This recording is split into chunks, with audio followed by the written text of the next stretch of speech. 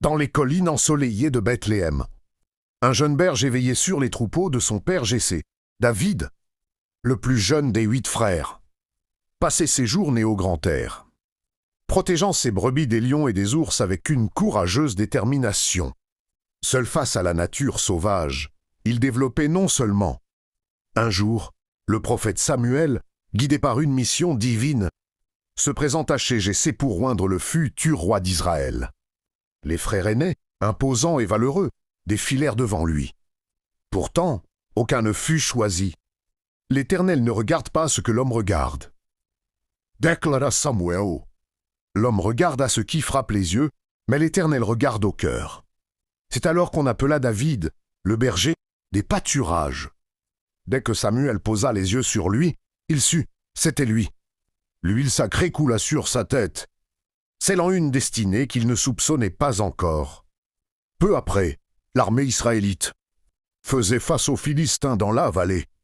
Dès là, au cœur du camp ennemi se dressait Goliath, géant de plus de 3 mètres, dont les défis faisaient trembler les soldats d'Israël.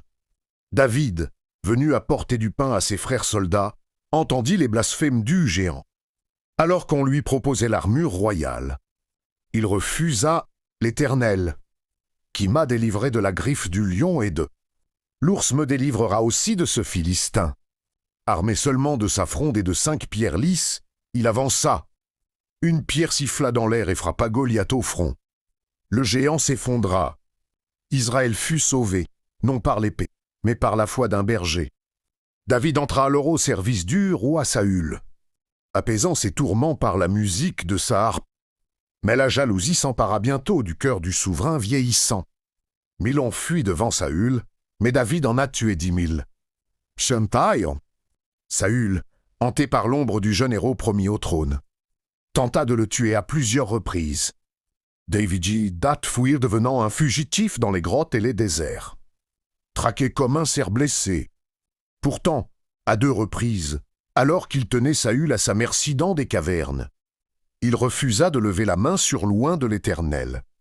Sa loyauté surpassait sa vengeance. Sous son règne, Israël connut une ère d'unité, de prospérité et de gloire. Poète et guerrier, musicien et stratège, David composa des psaumes qui résonnent encore aujourd'hui. Pourtant, son humanité transparaissait aussi dans ses chutes.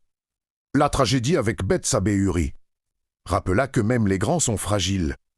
Mais son repentir sincère crée en moi un cœur pur, odieux. C'est là son héritage spiritu. Du berger solitaire aux portes de Jérusalem,